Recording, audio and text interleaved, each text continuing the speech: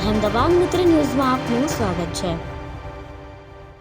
વડોદરા અને આસપાસમાં બુકાની ધારણ કરીને આવેલા તસ્કરોએ જ્વેલરી શોપમાં હાથફેરો કરીને તરખાટ મચાવ્યો હતો।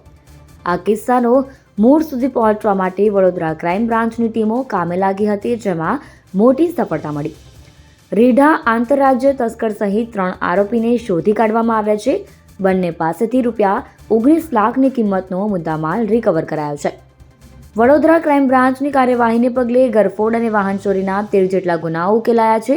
ગરફોડ ચોરી સહિતના કિસ્સા સામે આવતા વડોદરા ક્રાઇમ બ્રાન્ચની ટીમો એક્ટિવ થઈ હતી અને આ દરમિયાન ગુજરાત અને મહારાષ્ટ્રમાં અગાઉ ચોરીના ગુનામાં પકડાયેલો સતપાલસિંહ કૃપાલસિંહ જુની અને તેના સાગરીતો શંકાના દાયરામાં આવ્યા હતા। બાદમાં તપાસ કરતા તે વડનગરમાં નહીં રહેતો હોવાની ખરાઈ થઈ હતી અને તે વડોદરા તથા આસપાસમાં અવરજવર કરતો હોવાની ખબર મળી હતી। એવામાં બાતમી આધારે સતપાલસિંહ ચોરીની બાઇક સાથે મુદ્દામાલ વેચવાની ફિરાકમાં હતો, જેથી પોલીસે સ્થળ પર પહોંચી અને સ્થળ પરથી એક બાઇક અને એક કાર મળી આવ્યા। ત્યાં જઈને અટકાયત કરી પૂછપરછ કરતા ત્રણેય પોતાની ઓળખ મનીષકુમાર જંતીલાલ સોની, અર્જુનસિંહ જંગસિંહ ટાક અને સતપાલસિંહ કૃપાલસિંહ સરદાર હોવાનું આપ્યું। ત્રણેય પાસેથી રોકડા ચાંદીના દાગીના મળી આવ્યા। 13 ગુના આચર્યા હોવાનું ખુલ્લું। આરોપીઓની પૂછપરછમાં તેમણે વડોદરાના ગોરવા, મકરપુરા, વાડી સિટી, જેપી રોડ, અકોટા તેમજ ગ્રામ્યના સાવલી અને ગોધરામાં કુલ મળી 13 ગુનાઓ આચર્યા હોવાનું ખુલ્યું હતું। બાદમાં આ અંગે પોલીસ મથકમાં વધુ જાણ કરી તેમને સોંપવાની તજવીજ હાથ ધરવામાં આવી। શહેરમાં પાછલા 6 મહિનામાં જે સોનીની દુકાનોને ટાર્ગેટ કરતી એક ઘરફોડ ચોરીની ગેંગ છે, એને પકડવામાં ક્રાઇમ બ્રાન્ચને સફળતા મળી છે।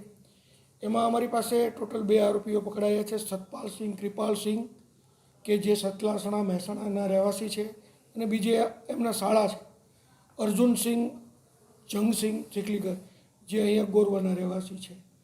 એ બંને અને એની સાથે જે આ સોના ચાંદીના દાગીના ગેરકાયદેસર રીતે ખરીદવાની પ્રવૃત્તિ કરતા સોની, મનીષકુમાર જંતીલાલ, આ 3 આરોપીને અમે પકડ્યા છે। એમની પાસેથી અમારે 12,92,000ના દાગીના, 4 વ્હીલ વાહનો, રોકડ રૂપિયા એમ કરી અને ટોટલ 19 લાખ ઉપરનો મુદ્દામાલ પણ મળેલો છે।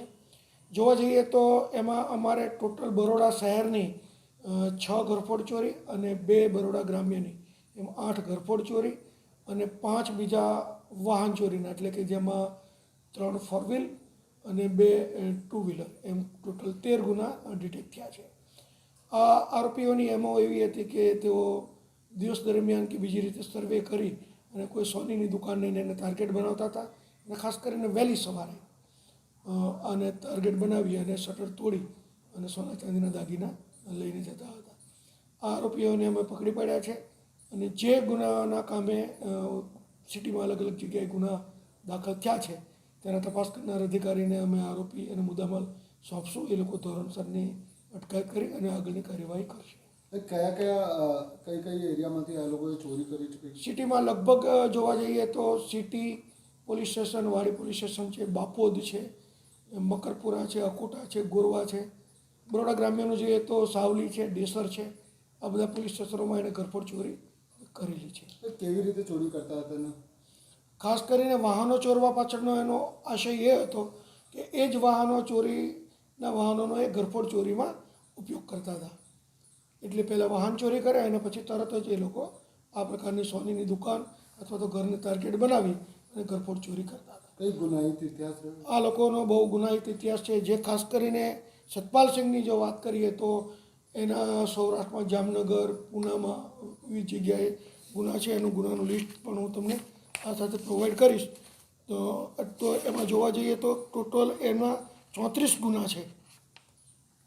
જે સતપાલસિંહ અગાઉ 34 ગુનામાં પકડાયેલા છે અને એના શાળા અર્જુનસિંહ છે, એના બધા બરોડા સિટીના 6 ગુના છે। આ લોકો ગુનાહિત પ્રવૃત્તિ સાથે ઘણા સમયથી સંકળાયેલા છે અને ક્રિમિનલ હિસ્ટ્રી ધરાવે છે। કોઈ મર્ડરની કે એવી ગંભીર ગુનાઓ?